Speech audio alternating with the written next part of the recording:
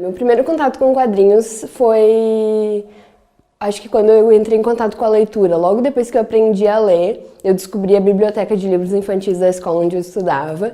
E logo eu li todos os livros que tinham, porque era uma biblioteca pequenininha. E aí tinham muitos gibis da Turma da Mônica lá. E eu lembro que, quando eu descobri aquele mundo, assim, eu entrei de cabeça, eu lia muitos quadrinhos. E na mesma biblioteca tinham alguns, tipo do Super-Homem e do Homem-Aranha. E eu devia ter, acho que uns 8 anos quando eu li esses primeiros quadrinhos. E eu gostei muito, assim. Foi um amor à primeira leitura. Foi quando começou a passar X-Men na TV Colosso, isso, desenho clássico dos X-Men.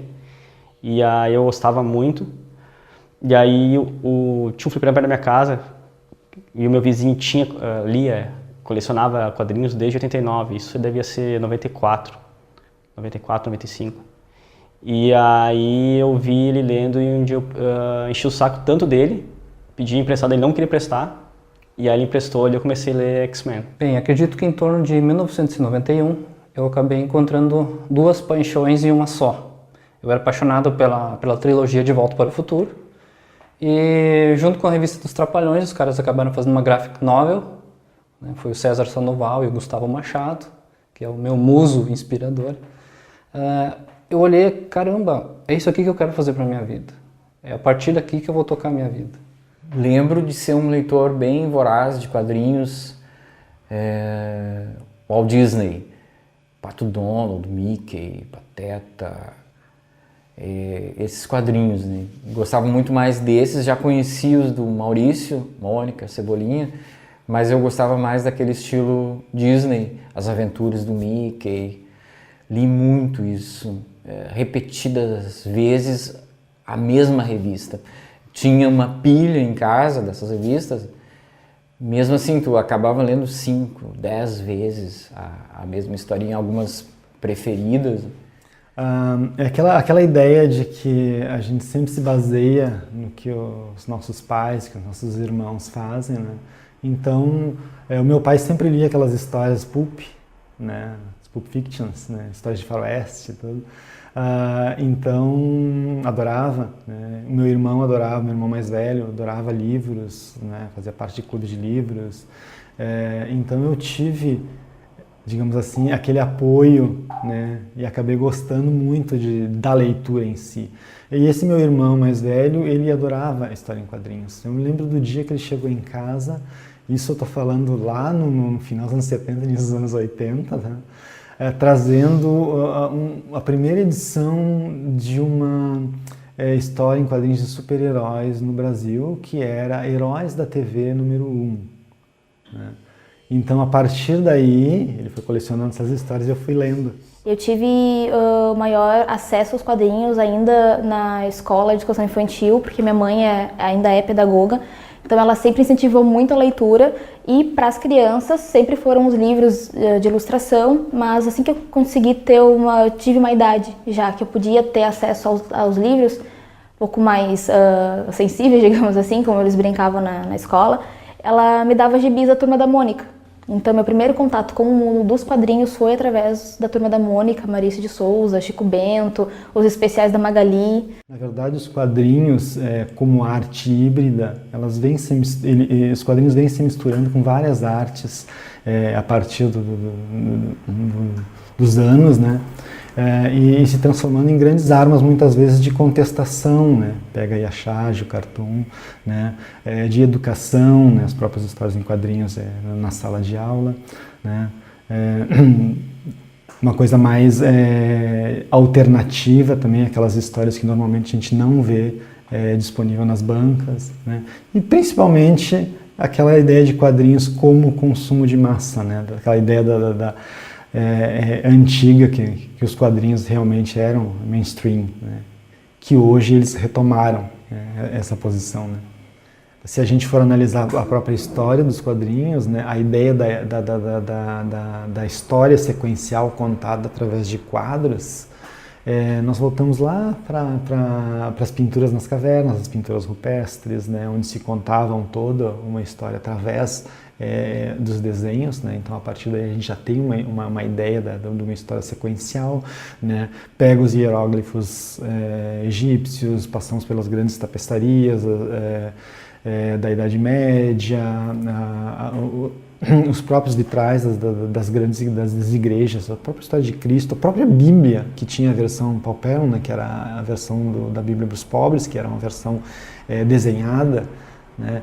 E então outros tantos livros religiosos que contavam a história através de quadros sucessivos.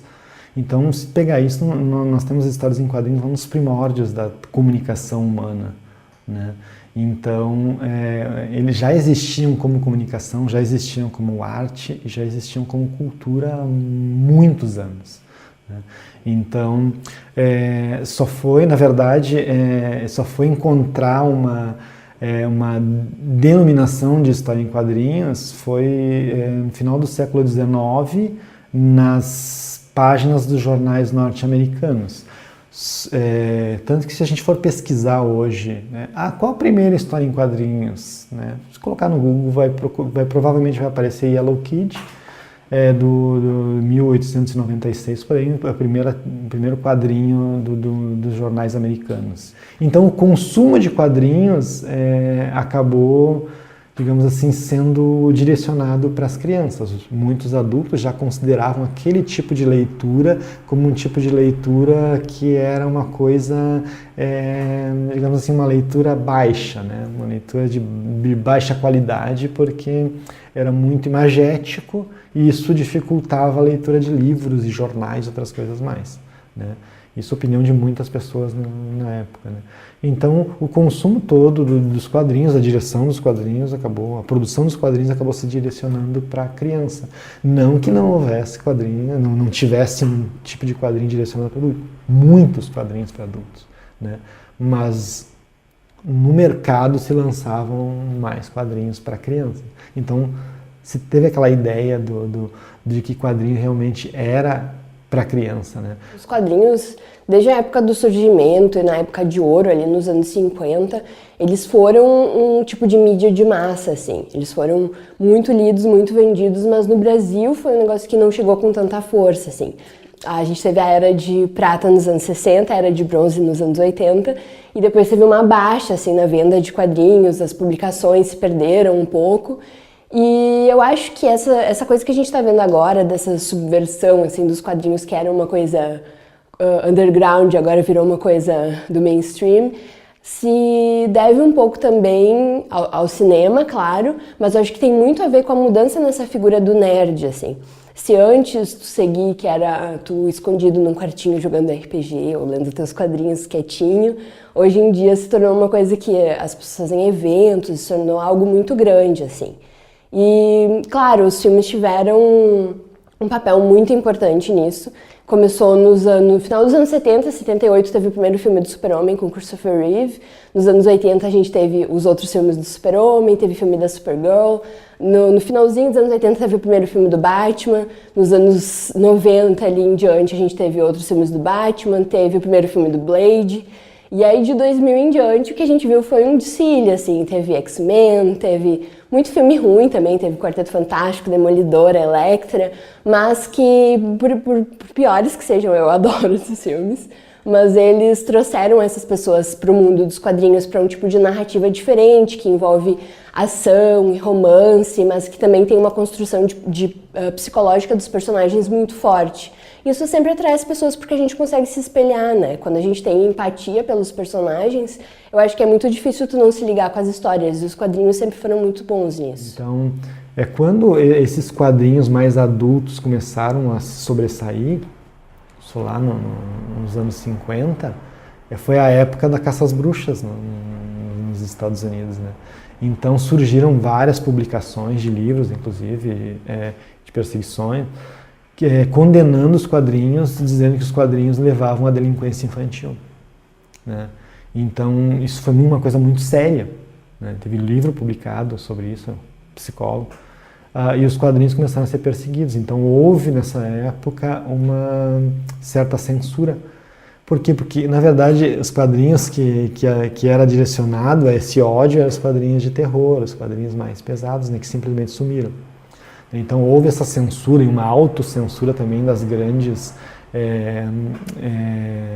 empresas de quadrinhos, que acabaram resolvendo transformar os heróis, que eram um pouco sombrios, naqueles heróis mais adequados a um público infantil que não poderia contestar nada, a um público adulto que não poderia contestar nada, né? Então, o Batman e Robin, dois homens, né, um homem e um garoto juntos, não poderia ter, então deveria ter um mordomo que separasse os dois, sabe? Porque tinha toda uma conexão, com a conotação homossexual na história, né? Então começou a se criar essa ideia de que quadrinhos podia ser alguma coisa subversiva, né? E os quadrinhos começaram a ter então uma pegada mais velada, né? A partir daí, durante um grande tempo, os quadrinhos eles começaram a falar umas coisas mais amenas, mais adequadas a uma sociedade, digamos assim, familiar, patriarcal, que sempre se mostrou presente, né? Então os quadrinhos viraram realmente consumo de massa, assim, para o público, né? Mas sem contextualizar e sem contestar. O boom dos quadrinhos se deu com o surgimento com o ressurgimento de heróis como o Batman, né? Batman, o Cavaleiro das Trevas, o Watchmen, V de Vingança, são quadrinhos dos anos 80 que vieram mostrar que quadrinhos, sim, eles tinham uma voz poderosa, né, de contestação, uma voz poderosa de pensamento livre, uma voz poderosa de filosófica, sociológica, né? Então que bagunçava um pouco aquela ideia social, familiar, patriarcal que ainda era pré-estabelecida, né? Batman, por exemplo, aquilo foi um boom mesmo. E eu acompanhava Batman. Na verdade, Batman é um personagem de quadrinhos que tem uma série televisiva nos anos 70 que um monte de piazada como eu também adoravam olhar aquilo. E para mim o Batman era muito o seriado de televisão, né? Depois eu vou conhecendo ele também nos quadrinhos e o grande momento é a adaptação do Frank Miller, Cavaleiro das Trevas, que foi uma revolução. Para a minha turma mesmo de leitores.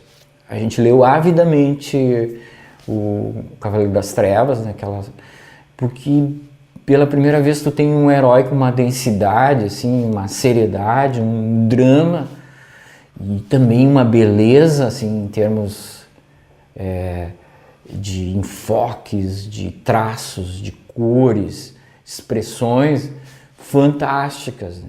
Eu acho que o Frank Miller também é um cara que coloca os quadrinhos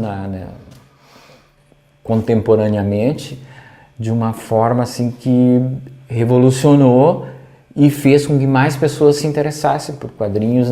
Saiu daquele Batman meio escrachado, meio engraçado, que era a série, e surge um Batman atormentado, né?